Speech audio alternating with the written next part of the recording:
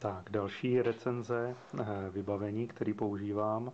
Tentokrát je to taková taštička, který je opravárenská sada, kterou vozím pouze na nějaký větší expedice, to znamená na nějaké cesty v řádu týdnu a podobně.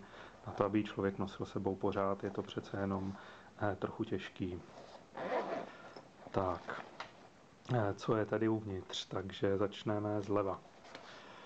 První záležitost, taková tuba, kde je spousta vrutů, šroubů, včetně křídlových matic, podložek a dalších věcí. Potom je tady taky vteřinový lepidlo, nenačatý, to je velice šikovná součást, která se mi hodně osvědčila. Další kontejnerek, další filmovka. V téhletý jsou věci, které se týkají šití, takže patentky, tlačky, zavírací špendlíky, jehly, nitě, spousta takovýchhle drobotě. Další krabička, tohle nebudu ani vysypávat, to je opět směs spojovacího materiálu, zejména šroubky, vruty, různý pojistný matice a dál. To jsou věci, které když člověk nemá, tak je prakticky nemá šanci ničím nahradit. Ať už se jedná o opravu čehokoliv, od vázání přes nějaký prkotiny třeba na autě, kole. Dále.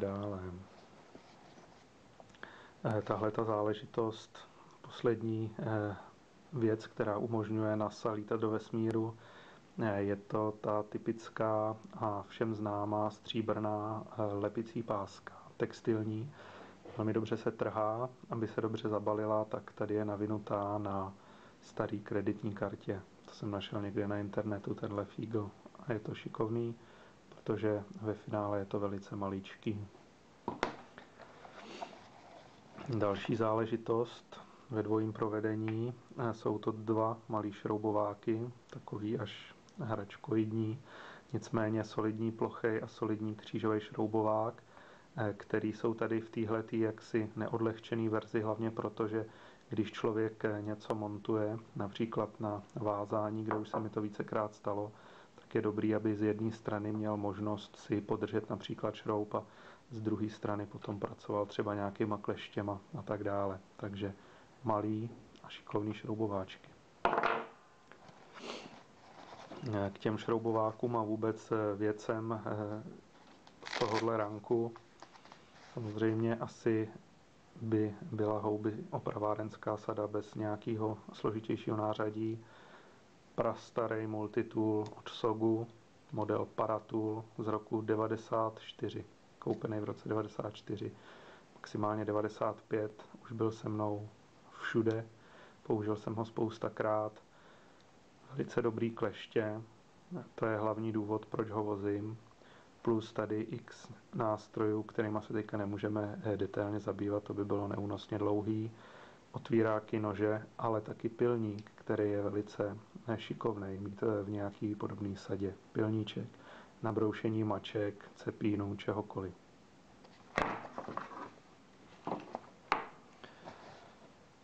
Věc špatně nahraditelná a šikovná, obyčejný popruh z batohu s tou zadrhovací sponkou, přímo našitou. Dále zase těžko nahradíte v přírodě nebo kdekoliv klasický paralanko, parašňůra 10metrová nebo 5metrová v tomhle případě, od kaniček přes stahování u bundy až po nějaký svazování materiálu, prostě cokoliv, parašňůra. Věc čistě technická a velmi šikovná, vázací drát na opravy všeho možného. K té otázce toho šitíčka tady je ještě zvlášť velmi pevná polyesterová nit černé barvy. Ta se ujala.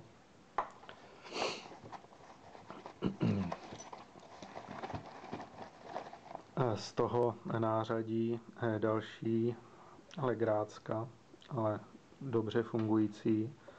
Taková malinká, není to sice teda ráčna, nicméně malá montážní klička, tady se sadou bitů, kde jsou ty základní od plochých přes křížový, imbusy, torxy. Ty bity jsou šikovný tím, že jsou oboustranný, takže jich tam nemáte tolik a tím pádem asi se dá ušetřit mírně místo. Šikovná je i ta klička, přičemž tímhletím způsobem samozřejmě je v tom více síly a tímhletím způsobem je to jemnější a líp se k něčemu dostanete.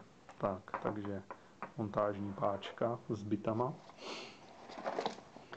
Další záležitost určitě všichni znají, velmi šikovná, elektrikářský spony, samosvorný, který se zase dají použít téměř na všechno. Rychle spojíte téměř cokoliv s čímkoliv.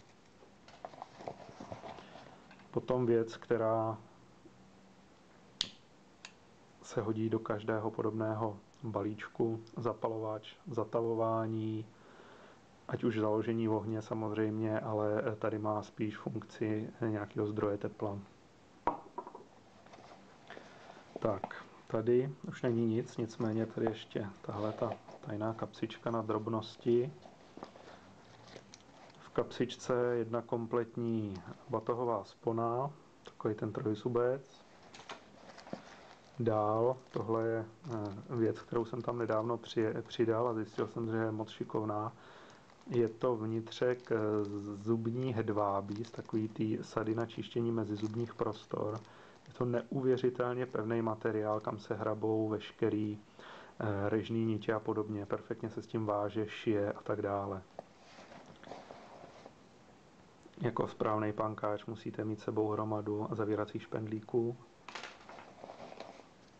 Tady to je suchý zip ve dvou verzích. Takže dva suchý zipy. Taky když se vám někde utrhnou nebo ztratějí, případně se s tím dá hodně věcí opravovat, spojovat.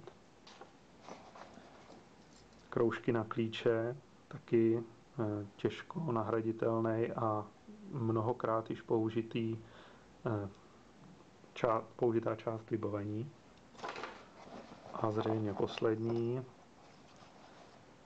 záležitost, jemný šroubováček hodinářský, z této strany Philips a tadyhle z té strany